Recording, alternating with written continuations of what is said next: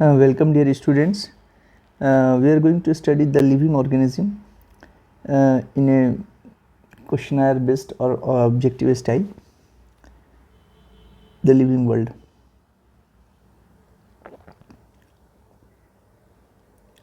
इसमें जो है हम लोग क्या क्या देखेंगे,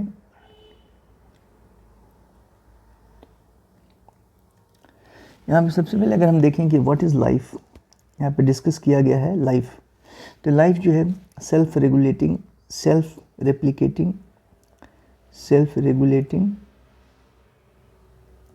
ठीक है, self replicating, evolving means changing, ठीक है, इवॉल्विंग, और interactive system, and also having a system and also responding towards external stimuli and responding to external stimuli.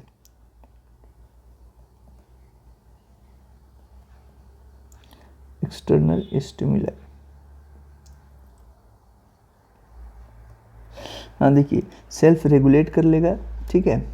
हाँ, ये चीज़ को आपको याद रखना है। सेल्फ रेगुलेटिंग है, रेप्लिकेट अपनी कॉपी भी बना रहा है, रेगुलेट भी कर रहा है, यानी होमोस्टेसिस की बात कर रहा है, इवॉल्विंग इवोल्यूशन, या ये कहिए कि वो चेंजिंग है। इंटरैक्टिव सिस्टम में ये इंपॉर्टेंट पॉइंट हो गया कि इंटरैक्टिव सिस्टम जो है हम उसको कह रहे हैं कि जैसे सपोज कीजिए कि टिश्यू है, तो टिश्यू के अंदर जो प्रॉपर्टीज़ हैं वो कंस्टिट्यूएंट सेल की नहीं है। कंस्टिट्यूएंट सेल मिलने, इंडिविजुअल सेल्स जो उसके अंदर है उसकी नहीं है। जब सेल्स मिल गए तब एक पर्टिकुलर एक डिफरेंट प्रॉपर्टीज शो करेगा टिश्यू, वही कह रहा है interactive system. And also it is responding towards external stimuli. तो ये 5 पॉइंट्स है, इसको आपको याद रखना है लाइफ के लिए, ठीक है। हो सकता है कि इसको मैनिपुलेट करके कुछ क्वेश्चंस बनाए जा सकते हैं, ठीक है, कि इसमें 1 पॉइंट्स ना दे या पूछे तो ये हम लाइफ कहेंगे। सेकेंड पॉइंट हम लोग कहेंगे बायोलॉजी, ठीक है। बायोलॉजी जो है, बायोलॉजी में कहता है कि ये क्या है भाई, तो कहता है कि story of life on earth, story of life on earth, या इसको भी कह सकते हैं story of evolution of life, story of evolution of life on earth, ठीक है। ये भी आपको याद रखना है, ठीक है। उसके बाद कहता है कि see death is the certainty of life, हर लिविंग को का डेथ होना है, मरना है, ठीक है। तो फिर कैसे ऑर्गेनिजम्स बच रहे हैं, तो कह रहा है कि जेनेटिक मटेरियल, हाँ जेनेटिक मटेरियल जो है, जेनेटिक मटेरियल वही जेनेटिक मटेरियल क्या भाई, डीएनए, ठीक है। ये डीएनए ही जेनेटिक मटेरियल है with few exception. In case of viruses there are RNAs, ठीक है। तो मतलब जेनेटिक मटेरियल जो है वो क्या है, डीएनए। और डीएनए कहाँ हो रहा है कि क्रोमोसोम के अंदर है। तो यही डीएनए जो है ना, ये ट्रांसफ़र हो रहा है पेरेंट्स टू ऑफस्प्रिंग, हाँ पेरेंट्स टू ऑफस्प्रिंग। ये डीएनए कहाँ है भाई, क्रोमोसोम के अंदर है, क्रोमोसोम का पार्ट है ये क्रोमोसोम, इसको आप अलग से हम लोग पढ़ते हैं क्रोमोसोम, ठीक है। यहाँ पे क्या कह रहा है कि यही ट्रांसफ़र हो रहा है from parents to, transfer from parents to progeny, transfer from parents to progeny. तो यानी डीएनए नहीं मर रहा है, ठीक है, डीएनए नहीं मर रहा है, ठीक है, वो जा रहा है। उसके बाद अगर हम लोग देखें कि बायोडाइवर्सिटी की बात किया गया है यहाँ पे, बायोडाइवर्सिटी, ठीक है। बायोडाइवर्सिटी कितने डिफरेंट तरह के जो है ना लिविंग ऑर्गेनिज्म हैं। तो बायोडाइवर्सिटी में देखिए आपको ध्यान रखना है कि 2 एस्पेक्ट्स को ही हम लोग देखते हैं। एक नंबर ऑफ ऑर्गेनिजम्स, ठीक है, ऑर्गेनिजम्स। तो नंबर जितना ज़्यादा होगा उतना ज़्यादा बायोडाइवर्सिटी होगी, ठीक है। जैसे कि प्रेजेंटली कितना है भाई, 1.7 to 1.8 million, 1.8 million living organism total है, यानी 18 लाख प्लांट और एनिमल दोनों मिला करके, ठीक है। दूसरा एस्पेक्ट है टाइप्स ऑफ ऑर्गेनिज्म। तो अगर ये यहाँ पे टाइप्स ऑफ ऑर्गेनिज्म की बात की जाए, ठीक है, तो ज़्यादा इंपॉर्टेंस इसको मिल जाएगा, ठीक है। अगर नंबर जो है, पहले तो हम सिर्फ नंबर देखेंगे, अगर नंबर के अलावा टाइप्स भी ऑर्गेनिज्म के डिफरेंट टाइप्स भी आ रहे हैं तो फिर नंबर का जो वैल्यू है वो घट जाएगा, ठीक है। नंबर नहीं इम्पोर्टेंस रहेगा, यहाँ पे इम्पोर्टेंस नंबर का नहीं होगा, राइट। उसके बाद हम लोग जो है इतने सारे ऑर्गेनिज्म अगर हैं हमारे पास तो फिर उनका टैक्सोनॉमिकल एस्पेक्ट्स देखा गया, यानी क्लासिफिकेशन करना बहुत ज़रूरी है, otherwise it's difficult to manage them. तो इसीलिए फिर टैक्सोनॉमी आई, ठीक है, टैक्सोनॉमी। अब टैक्सोनॉमी जो आई तो टैक्सोनॉमी जो है एक्चुअली किस चीज़ को डील कर रही है, तो यहाँ पे आपको याद रखना है कि टैक्सोनॉमी जो है डील कर रही है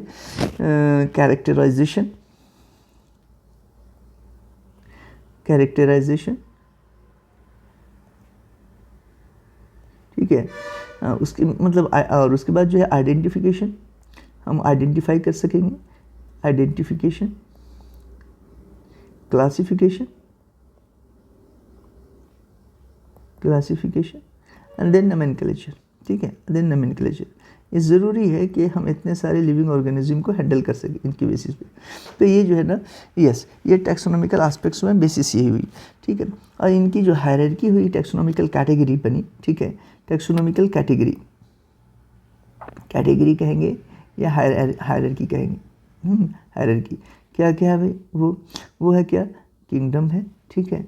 उसके बाद फाइलम या डिवीज़न प्लांट के केस में कहते हैं, ठीक है। उसके बाद आपको कॉफ़ी याद रखना है, coffee, class, order and family. और फिर क्या है, जेनस एंड स्पीसीज, हाँ, यहाँ पे मैंने गैप इसलिए दिया कि आपको जेनस स्पीसीज तो आप हर प्लांट का साइंटिफिक नेम, बॉटनिकल नेम के हिसाब से जानते हैं एनिमल्स का, और ये किंगडम और फाइलम जो है ना ये ऊपर हो गया। ये तीन चीज़ें जो है ना जिससे क्वेश्चंस अगर आए तो आप हैंडल कर सकें। अब देखिए एक्चुअल में ये चीज़ है क्या, तो ये एक पर्टिकुलर टाइप का ग्रुप है, ये एक ग्रुप है, फैमिली एक ग्रुप है, ग्रुप ऑफ ऑर्गेनिजम्स इनके अंदर हैं, ठीक है। ये सभी जो है एक ग्रुप है, तो ये ग्रुप होंगे या इन्हीं को हम कैटेगरी कहेंगे या टैक्सॉन कहेंगे। ग्रुप है ये एक कैटेगरी बता रहे हैं, या एक रैंक दे रहे हैं, और इसी को हम टैक्सॉन भी कहेंगे, ठीक है, टैक्सॉन। इसको हम थोड़ा समझने की कोशिश करते हैं। जैसे सपोज कीजिए क्या, अगर कोई कह रहा है कि भाई, कोई शख्स बता रहा है कि वीट, तो आपके जहन में वीट ही आया, राइस नहीं आया। क्यों ऐसा हुआ? इसलिए कि आपने वीट को पहले से पहचान रखा, और ये एक ग्रुप है जो पर्टिकुलर इस हायरार्की में, टैक्सोनॉमिकल हायरार्की में पुट किया जा सकता है, या कैटेगरी में, ठीक है। तो यहाँ पुट किया जा सकता है। तो वीट आपको, हाँ भाई, एक स्पेसीज की बात कर रहा है वीट, ठीक है, ट्राइटिकम एस्टिवम इसका नाम हुआ। लेकिन किसी ने कहा कि भाई नहीं, ये मोनोकॉट है, ही इज़ ऑल्सो राइट, लेकिन ये भी एक जो है ना कैटेगरी की बात किया, ठीक है। ये क्या हो गया भाई, क्लास में चला गया, ठीक है। अब किसी ने कहा कि नहीं, ये जो है एक प्लांट है, तो ये प्लांट कहाँ चला गया भाई, तो ये भी बात सही है, प्लांट जो है ना एक ग्रुप ही है ये, हाँ, ये टैक्सॉन ही को रिप्रेजेंट कर रहा है, प्लांट यहाँ चला गया। आपने कहा कि नहीं, एंजियोस्पर्म है, तो एंजियोस्पर्म कहाँ है भाई, तो यस, ये एक डिवीज़न को शो कर रहा है, ये क्या कर रहा है, ये डिवीज़न को शो कर रहा है। तो इसी तरीके से ये टैक्सोनॉमिकल हायरार्की या कैटेगरी है जो कि एक ग्रुप है, टैक्सॉन, और ये रिप्रेजेंट किए जा रहे हैं क्लासिफिकेशन, राइट। अब यहाँ पे जो है, यहाँ पे हम लोग देखेंगे कि बेसिस क्या है क्लासिफिकेशन की, बेसिस क्या है मॉडर्न टैक्सोनॉमी की। बेसिस जो है ना, बेसिस ऑफ मॉडर्न क्लासिफिकेशन,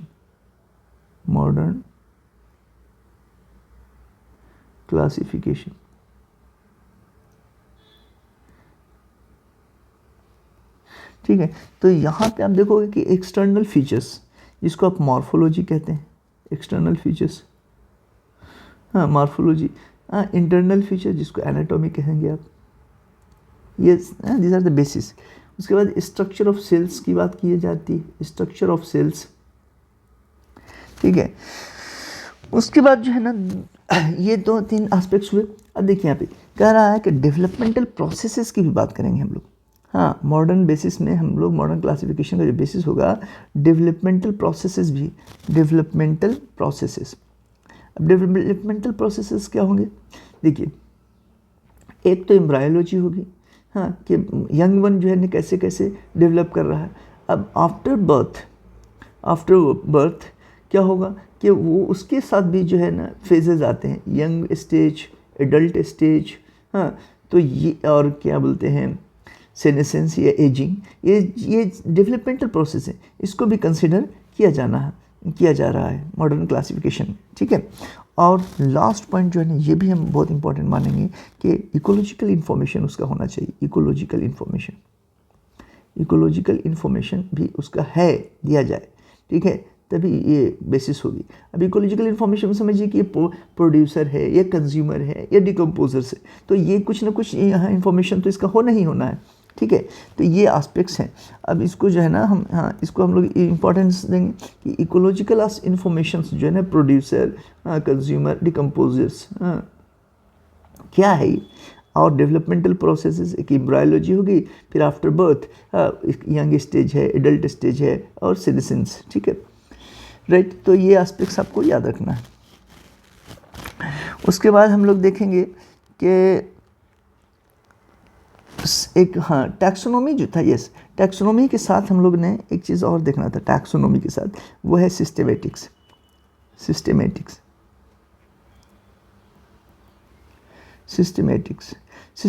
जो है ना, सिस्टेमेटिक्स क्या था, तो सिस्टेमेटिक्स जो है ना, देखिए, सिस्टेमेटिक्स एक्चुअल में जो है ना, ये systematic arrangement of living organisms, हाँ, और ये जो है ना सिस्टेमा नेचुरी, ये जो है ना, ये कलेक्शंस था, ये समझिए रिटन मटेरियल कहिए, बुक कहिए, सिस्टेमा नेचुरी बाय लिनियस, सिस्टेमा नेचुरी, ठीक है, हाँ, ये बुक लिखी गई थी बाय लिनियस, ठीक है, बाय लिनियस, कैरोलस लिनियस कहता है, लिनियस, हाँ। यहाँ पे जो है आप देखोगे कि ये एक्चुअल में क्या है, तो ये जो है टैक्सोनॉमी के साथ साथ फाइलोजेनी यानी इवोल्यूशनरी रिलेशनशिप। फाइलोजेनी किसको कहते हैं हम लोग, इवोल्यूशनरी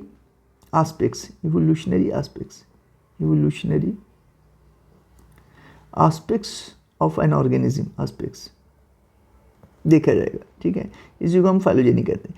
यहाँ पे कह रहा है मतलब कि क्या रिलेशनशिप है एमंग द ऑर्गेनिजम्स, यहाँ हम इसको ऐसे कह सकते हैं, relationship among the organisms, relationship among organisms,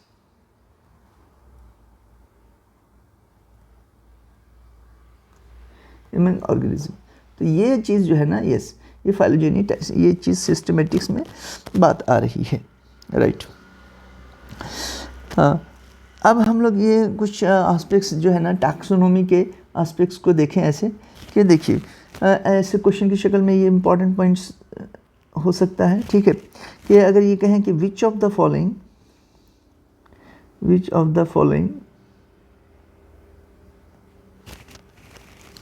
category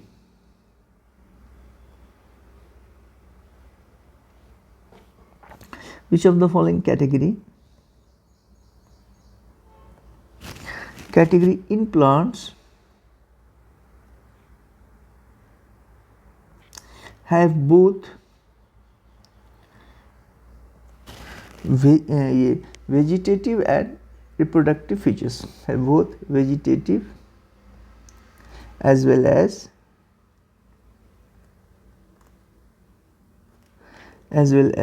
reproductive aspects.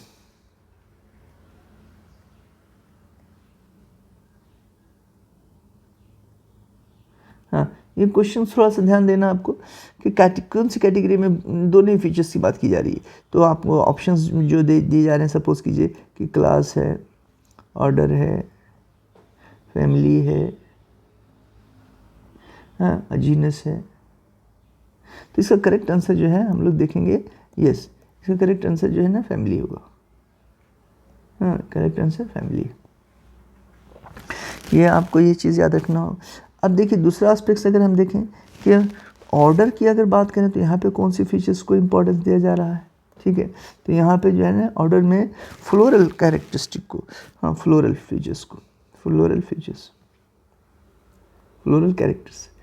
Characters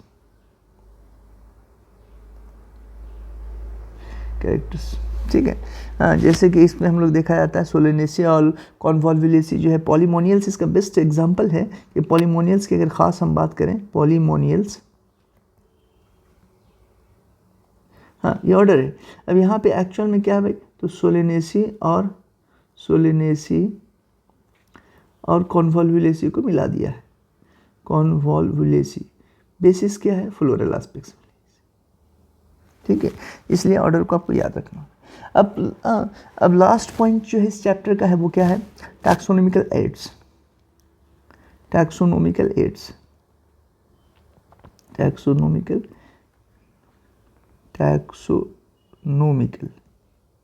ads.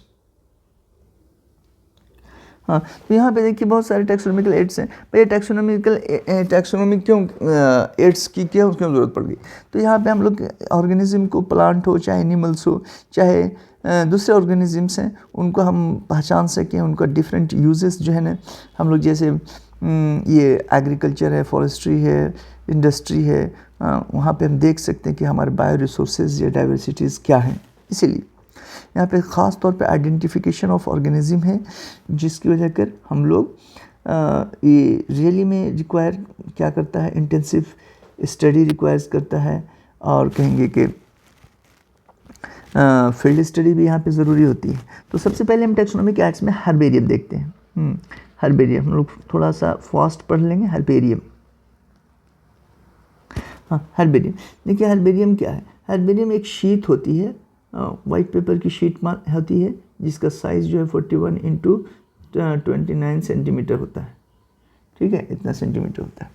हाँ, और यहाँ पे एक शीट होती है, पहले तो प्लांट को लाया जाता है, उसको रख कर के उसके ऊपर बहुत सारी बुक्स वगैरह रख दी जाती है, तो उसको कहेंगे हम प्रेस कर दिया गया, प्रेस, ठीक है, प्रेस कर दिया गया। और उसके बाद जो है ना, इस पेपर पे रख करके ऐसे तो प्रेस हो जाते हैं, तो लीफ एकदम स्ट्रेट हो जाती है, पूरे प्लांट स्ट्रेट हो जाते हैं, उसको सेलो टॉप से चिपका करके उसको इसके ऊपर सेटल कर देते हैं, ठीक है। अगर फ्लावर भी है तो यहाँ पे पिन मार देते हैं फ्लावर का।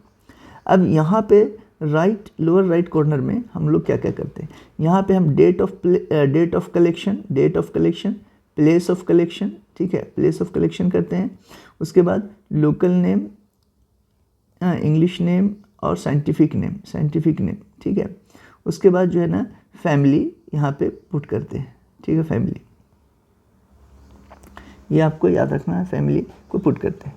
तो यही हर्बेरियम का एक शीट हुआ। ऐसी कई शीट मिला करके एक फ़ाइल बना ली जाएगी, और ऐसी बहुत सारी फाइल को हर्बेरियम में रखा जाता है। एक हर्बेरियम रिपोजिटरी है या कलेक्शंस ऑफ डिफरेंट प्लांट्स, ठीक है, ये हर्बेरियम शीट हुई। यहाँ पे फ्लावर्स को पुट किया जा सकता है, राइट। दूसरा पॉइंट है कि अगर हम इसकी बात करें, बॉटनिकल गार्डन है, तो बॉटनिकल गार्डन में हम लोग क्या क्या देखते हैं भाई, कि यहाँ पे collections of living organism, living plants हैं। बॉटनिकल गार्डन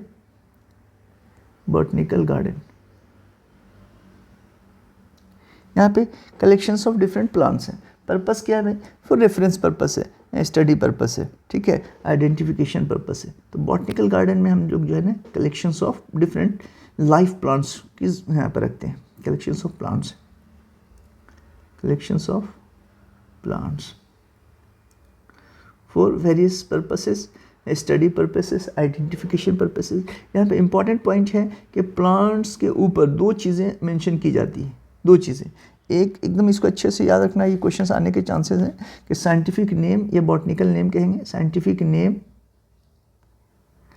एंड फैमिली, ये प्लांट के ऊपर पुट किया जाता है फॉर स्टडी पर्पसेस। यही है बॉटनिकल गार्डन में हम लोग देखते हैं।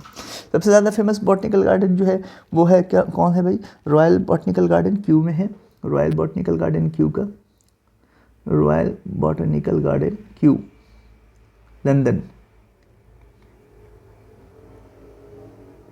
क्यू लंदन में है, ठीक है, क्यू, जो बेंथम एंड हुकर के जरिए डेवलप किया गया था। एंड दे वर मेन उनके कलेक्शंस, उसके जो है ये थे सुपरवाइजर्स, ठीक है। और उसके बाद जो है इंडियन बॉटनिकल गार्डन जो है ये आपका हावड़ा में है। इंडियन बॉटनिकल गार्डन ये कहाँ पे है भाई, हावड़ा, शिवपुर, कोलकाता, ठीक है, कोलकाता में जगह है जो शिवपुर है, वहाँ पे है, ठीक है, इंडिया में। और दूसरा जो है national botanical institute, research institute, वो कहाँ है? लखनऊ में। तो 2 याद रखिए आप इसका, ठीक है। अब देखिए म्यूज़ियम, तीसरा पॉइंट जो है म्यूज़ियम है। म्यूज़ियम में जो है ना हम लोग यहाँ पे क्या भाई, तो यहाँ पे भी जो है एजुकेशनली पर्पस के लिए ये यहाँ पे जो है ना किस चीज़ का कलेक्शंस है? तो दोनों ही प्लांट और एनिमल डेड, हाँ कलेक्शंस है, डेड प्लांट और एनिमल्स का कलेक्शंस है। हाँ यहाँ पे जो है ना प्रिजर्व्ड प्लांट्स एनिमल्स, ठीक है, यहाँ पे हम लोग रखते हैं for study purpose, collections of preserved plant and animals,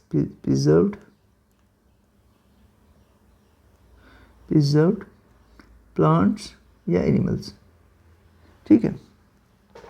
अब यहाँ पे क्या क्या करते हैं भाई?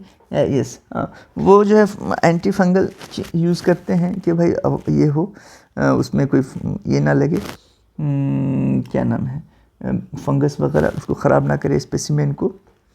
इसको हम लोग क्या कर सकते हैं कि या तो ड्राई स्पेसिमेन रखेंगे या जार में रखते हैं सॉल्यूशन की शक्ल में, ठीक है। जैसे मान लिया कि एम्फीबियंस हैं, रेप्टाइल्स हैं, उसको जार में रखते हैं, ठीक है, जार में पैक करके रखते हैं। ये कॉलेजेस वगैरह में भी रखे जाते हैं, ठीक है। ये इसको हम ये फॉर्मेलिन कहता है, फॉर्मेलिन, फॉर्मल्डिहाइड मेनली होता है इसमें, formalin ethyl alcohol plus formaldehyde होता है, हाँ फॉर्मेलिन, ठीक है। ऐसे में जो है ना रेप्टाइल्स हैं या फिर एम्फीबियंस हैं, ये एम्फीबियंस है, इसको रखे जाते हैं, ठीक है, एम्फीबियंस। अदरवाइज जो है ना इंसेक्ट्स को कहाँ रखे जाते हैं? इंसेक्ट्स को इंसेक्ट बॉक्स में रखा जाते हैं किल करके। उसके बाद जो है ना बर्ड्स और मैमल्स को स्टफिंग करते हैं, बर्ड्स एंड मैमल्स को क्या करते हैं? मैमल्स की स्टफिंग करते हैं, मैमल्स की स्टफिंग, उसको जो है ना उसके अंदर भूस भर के उसको प्रिजर्व किया जाता है। म्यूज़ियम के बाद हम लोग जूलॉजिकल पार्क देखेंगे। जूलॉजिकल पार्क में आप क्या देखेंगे? जूलॉजिकल पार्क यहाँ पे भी वाइल्ड एनिमल को, हाँ यहाँ पे क्या है भाई, वाइल्ड एनिमल्स को रखा जाता है, ठीक है, वाइल्ड एनिमल्स को under human observation, human care, animal का कलेक्शंस होता है, वाइल्ड एनिमल का कलेक्शंस होता है। मेन पर्पस यहाँ पे जो 2 चीज़ें होती हैं कि यहाँ पे हम उसकी फूड हैबिट और बिहेवियर को रीड कर सकते हैं, फूड हैबिट और उसके बिहेवियर को रीड किया जा सके, उसके बिहेवियर को रीड किया जा सकते हैं और बच्चों को भी बताया जा सके। बच्चे बहुत इंजॉय करते हैं जूलॉजिकल पार्क्स को, ठीक है। और कोशिश की जाती है कि इसका जो है नेचुरल हैबिटेशंस को मेंटेन किया जाए, जो है। एक 5th पॉइंट होगा की। अब की क्या है? ये भी जो है ना identification of plants and animal के लिए ही किया जा रहा है, ठीक है। यहाँ पे सिमिलरिटी या डिसिमिलरिटी क्या है वही बेसिस होगी। तो देखिए यहाँ पे हम करते क्या हैं कि कंट्रास्टिंग कैरेक्टर्स को कंसिडर करते हैं। कंट्रास्टिंग कैरेक्टर्स, 2 अपोजिट कैरेक्टर्स लिया जाता है, कंट्रास्टिंग कैरेक्टर्स प्लांट और एनिमल्स के हम आइडेंटिफिकेशन के लिए कंट्रास्टिंग कैरेक्टर्स। अब उसमें एक कैरेक्टर मिला, देखिए हर स्टेटमेंट को जो है ना, हाँ इसमें हम लोग की कहते हैं, हाँ उसी को ये हर स्टेटमेंट जो है ना लीड कहलाता है यहाँ पे। एक्चुअल में देखिए सपोज कीजिए 2 कंट्रास्टिंग कैरेक्टर मान लिया कि रूट की बात किया तो भाई टैप रूट है या ये फाइब्रस रूट है, तो 2 चीज़ें लेके चलते हैं हम लोग, ठीक है। अब जो मिला हमें उसको हम लोग कह सकते हैं लीड, ठीक है। लेकिन एक्चुअल में यहाँ पे क्या कह रहा है कि each statement of the key is termed as lead. यहाँ पे थोड़ा सा ये है कंफ्यूजन है कि each statement of the key, each statement of the key is termed as lead, रहनुमाई कर रहा, आगे बढ़ा रहा, ठीक है, लीड। तो एक्चुअल में ये होना चाहिए कि जो इसमें करेक्ट हो। मैंने पूछा, जैसे सपोज कीजिए you have seen a specimen and raised a question like this कि what type of root is there, ठीक है। तो इसमें जो है ये क्वेश्चन है, स्टेटमेंट हो गया, तो इसी को लीड कहा गया, इसी को क्या कहा गया? लीड, ठीक है। अब वो जो है डिसाइड करेंगे भाई क्या है इसके अंदर, तो टैप है या आपका फाइब्रस रूट। इस तरीके से हम आगे बढ़ते चले जाएंगे and ultimately we are able to identify this plant and then classify them, ठीक है। इसमें इंपॉर्टेंट पॉइंट जो होगा ये एनालिटिकल नेचर है, क्योंकि एनालिसिस ही आप करते चल रहे हैं, एनालिटिकल नेचर इसका नेचर कैसा है, एनालिटिकल नेचर, एनालिटिकल नेचर है ये आपको इम्पॉर्टेंट पॉइंट हो गया, ठीक है। उसके बाद जो है ना हम लोग फ्लोरा देखते हैं। फ्लोरा किसी पर्टिकुलर प्लेस पे कितने तरह के प्लांट्स पाए जा रहे हैं, उनकी इंडेक्सिंग की जाए तो वही है indexing of plants in a particular place, indexing of plants in particular place, ठीक है। कौन कौन से प्लांट्स यहाँ पे पाए जा रहे हैं, ठीक है, उसकी अगर इंडेक्सिंग की जाए तो वही जो है यस। अब अगर मान लिया कि मैनुअल्स की बात करें तो ये प्रोवाइड करता है क्या, मैनुअल्स, ठीक है। मैनुअल्स जो है ये यहाँ पे क्या कह रहा है कि ये भी इंडेक्सिंग ही है, ठीक है, लेकिन यहाँ पे ख़ास तौर पे इंफॉर्मेशन दिया जा रहा है for the identification of names of species. हाँ, यहाँ पे प्रोवाइडिंग इंफॉर्मेशन, ये क्या कर रहा है भाई, providing information for identification, for the identification of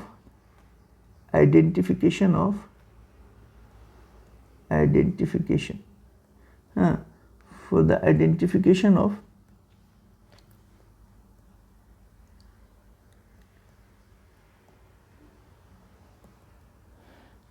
of names of species, कौन कौन से स्पीसीज हैं उनके नेम्स ऑफ स्पीसीज, राइट। और लास्ट पॉइंट एक है मैनुअल के बाद मोनोग्राफ जो है ना किसी एक टैक्सन का जो है इंफॉर्मेशन रखे, मोनोग्राफ्स, हाँ, information of one taxon, information regarding one, info कहेंगे हम लोग ऑफ एनी टैक्सन की बात कर लें, ठीक है। तो इस तरह से ये चैप्टर जो है हम लोग का फिनिश हुआ। एक मतलब एक जस्ट रिवीजन की शक्ल है, आप इसको ज़रा सा देख लें। Okay, thank you.